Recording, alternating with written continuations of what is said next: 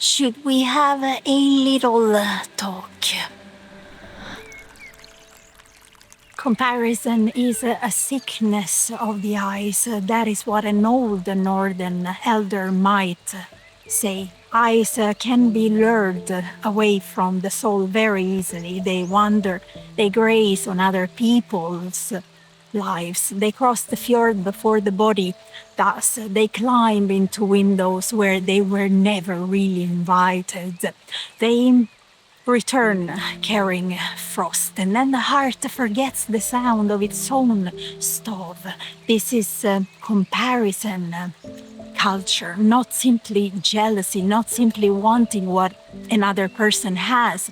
It is the slow enchantment that makes your own life look poor to you, a bad spell of borrowed light.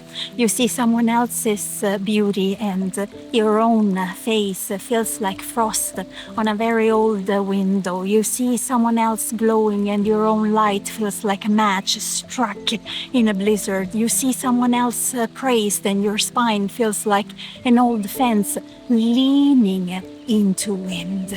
You see someone else's clean beginning and your past feels like wet wool frozen to the bone. You see someone else at peace and your nerves feel like reindeer sinew drawn too tight across a drum.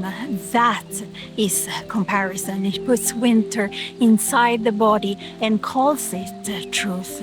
But listen, borrowed light is not always warmth. The moon can shine on ice and still the ice will kill you. A shop window can glow in December and still have no fire behind it. A photograph can look like summer and still be taken by someone with winter in their blood.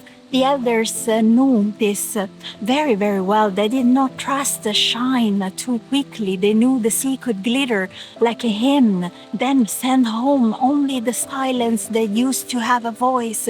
They knew smooth eyes could hide black water. They knew a beautiful sky could come before a very hard storm. So the old ones did not bow to every bright thing. They asked what lived beneath the shine. Not does it glitter, but what has it taken? Not does it look blessed, but what does it cost? Not do others praise it, but would the soul still have shelter there when the dark season comes? Comparison culture never asks this. It only lifts glitter and hides the cold water. The northern people had a custom of reading weather in small things. A bird flying low, the taste of wind before snow, the way smoke moved from the chimney. They understood that the visible world was only the first layer, but comparison culture makes you forget how to read. It makes you bow before surfaces. It makes you compare your whole dark forest to someone else's single lit window, and then you call yourself behind. Behind what? Behind whom? The raven does not ask why was made for winter and not for song.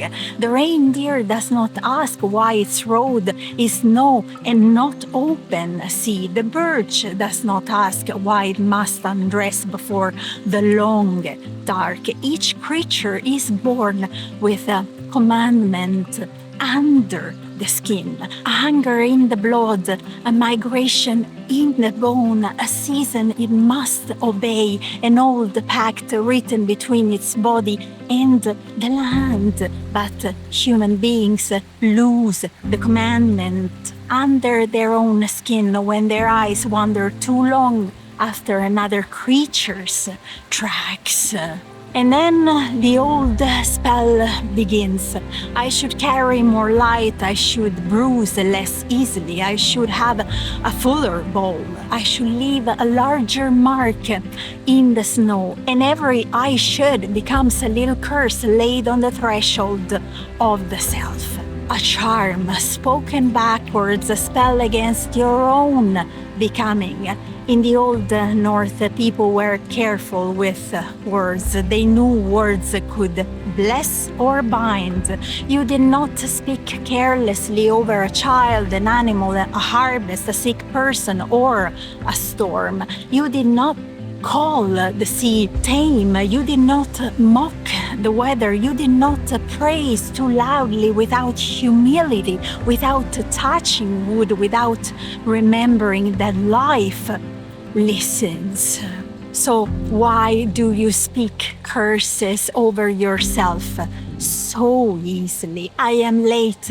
I am ugly. I have failed. My life is too small. My body is wrong. My path is embarrassing. Do you hear it? That is not truth. There is comparison speaking through your mouth like a bad spirit at the door. Do not invite it in. Do not give it a cup of coffee. Do not let it sit by the stove and warm its hands. Send it back into the night. Say, this is not my weather. This is not my name. This is not my measure. My life belongs to another rhythm. That is a charm, a simple one, but in my opinion, very, very strong. Because comparison is not a mirror. It's a bone thief. It comes softly at first with a very beautiful face, a bright room, a perfect body. And while you are looking, it reaches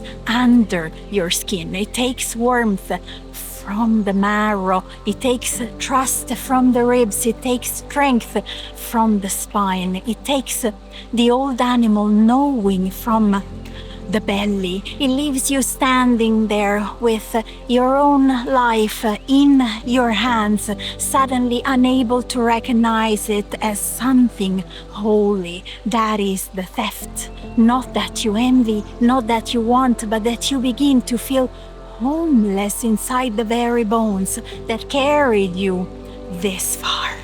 The old ones would have feared that. You see, what you look at too long begins to look back. And comparison culture knows this. It keeps showing you lives that are not really lives, only skins, only surfaces, only bright pelts stretched over private sorrow. And it waits for your eyes to leave your body. It waits for your gaze to kneel at someone else's altar. Then it whispers, see, you are less. But comparison is not an elder. It is a cold hand pretending to bless you. It does not know your blood, your ribs, your old scars, your wintered skin, your tired spine, your marrow fire, your animal breath, your salt grief, your ash heart, your root life under frozen ground. It only sees shine and calls it truth. Do not obey comparison. It is only a weather report from a false coast. It says, leave your land, you are not enough, but it does not know your latitude. It does not know where grief became muscle, where shame grew silent, where survival grew teeth.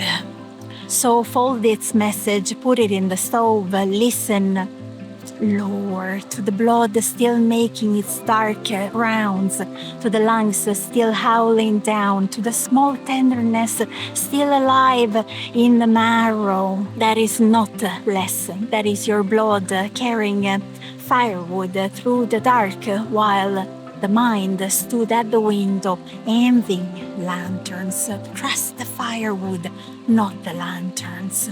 End of transmission. Bye. Don't give up, don't give in.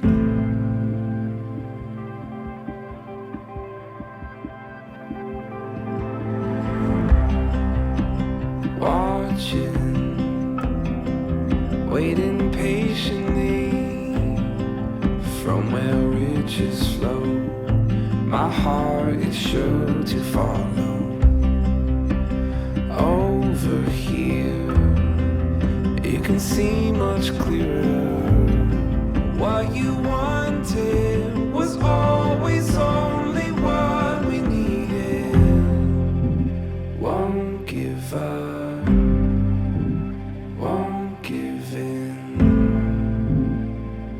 Take everything we have and let the new begin. Won't give up.